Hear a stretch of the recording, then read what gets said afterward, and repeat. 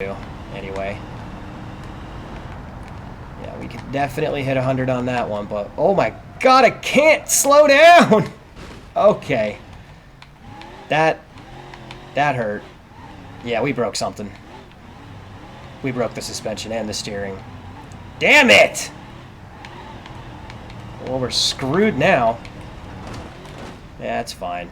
This is fine. Oh! Let's fall the whole way down just for fun. Uh-oh. Oh! Oh! Ow! Oh! Ow! Ow! Ow! Ow! Ow! Ow! Yep. Yeah, we did not succeed on that one. Oh wow, look at that interior. Really well done. I mean, it's all, you know, kind of smashed up. Like, you can even see the little seat changer switches. Neat. Hello everyone, and welcome to a new Crap Artist series called Survive the Flood. We're going to be playing the wonderfully cruel and heavily modified BeamNG. Our challenge will be to pit real cars made by modders around the world against the infamous Flood Escape Crater. We will be traversing a circular track that slowly climbs in altitude as the ground beneath us is rapidly flooded with the car-destroying water. Which cars can make it to the top of the crater and escape the rising water? Which cars are too slow, too fragile, or too unlucky to survive? In this series, I will be working through a list of over 100 modded cars, all representing real-world vehicles. I will attempt to keep the vehicles as realistic as possible in my search for the true king of the crater. Welcome back to another edition of Real Cars vs. the Flood. You know, I had been thinking, we've taken a lot of cars up this mountain. We've taken Toyota Camrys, Honda Accords, and Lamborghinis, and BMWs, some pickup trucks, but I don't think we've taken any SUVs up this hill yet. So what better SUV to try it out with than a supercharged V8 Land Rover Vogue? Is it a Vogue? Yes, Land Rover Vogue, like the Madonna song. Got it. So yeah, I'm very curious to see how this one will do. I mean, obviously it's an SUV, so it's got a really high center of gravity, and that's going to be a bit of a concern on some of those off-kilter turns. I mean, I don't think we're going to roll it. I mean, for a Land Rover, it's very low to the ground. So if anything, we're probably going to damage the front a bit going through the dirt.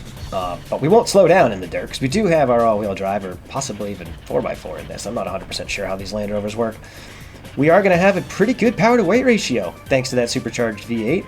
Pushing around this over 2,300 kilogram sled with 553 horsepower, which will give us a 0.238 power to weight ratio. I'm very curious to see how this big boy handles it. I hope you guys are too. Without any further ado, let's check it out.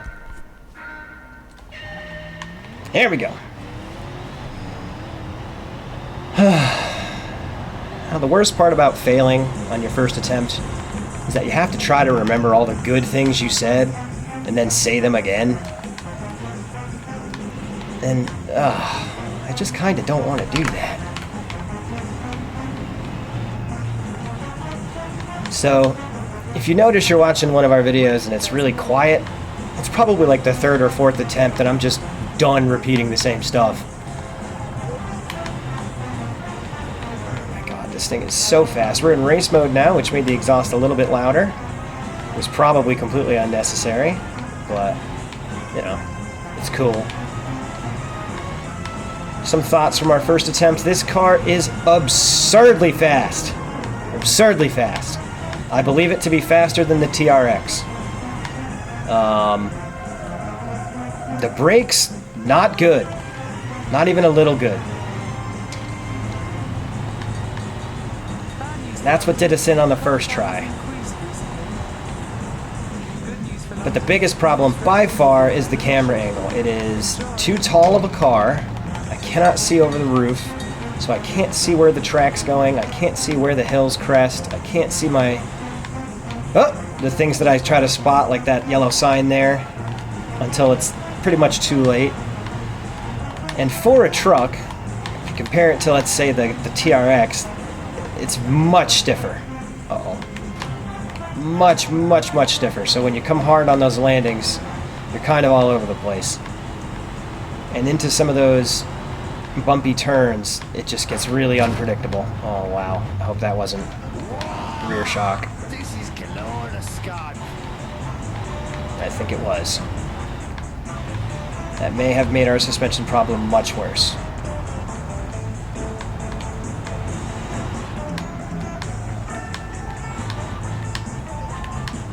And on our first run, I mean, we were really on pace for a blistering run.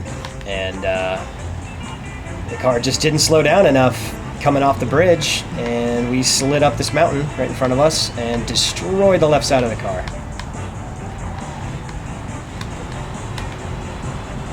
We're probably gonna have to start stopping here. Okay.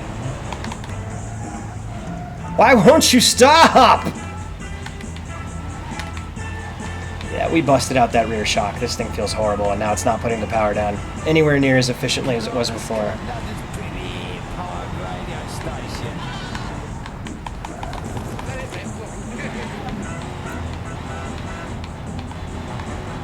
Which is quite upsetting, because I think this car is capable of a very, very fast time, and yet I don't think we're going to see it today. Oh, come on.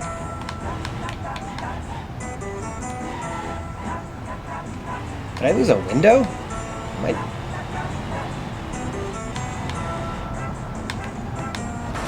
Oh, come on.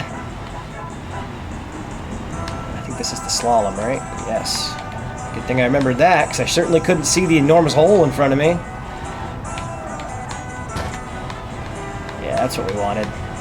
Nice tight little drift around the last hole. Well, we're still quick even with a broken Range Rover. The turning just got even sketchier.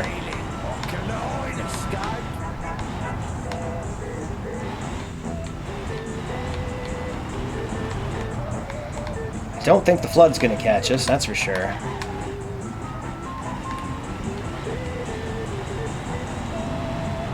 And we have damaged every single piece of bodywork on this car now at this point.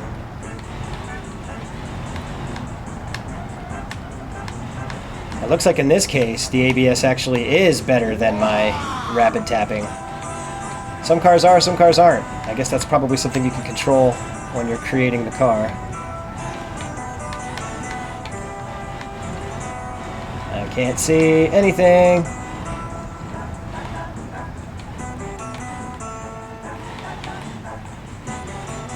Alright, valley's dry, so we're still making okay time. Again, I'm just so disappointed that what I know will be an underwhelming lap given the amount of damage on this car.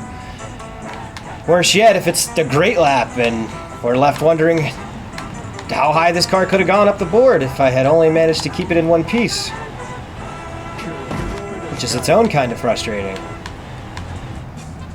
850 CSI comes to mind.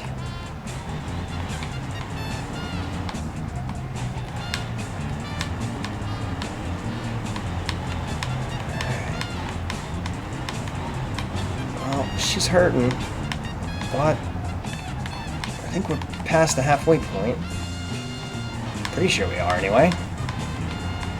Guess I don't really know where the halfway point is. If this speech takes place before the halfway point, my editor will probably say, bling, this is the halfway point. If not, you know, we'll never know. Oh, there's the water. Oh, that was a big bounce. Going into the construction zone. Alright, now I'm a little anxious about high-speed rocks here, because we can still go high speed, but we don't have a great deal of control anymore. Very, very bouncy.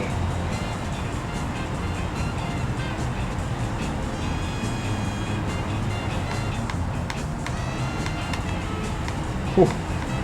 Took a bit of paint off the rear there, I bet. Uh-oh. Ooh. Car got a little funny there on me.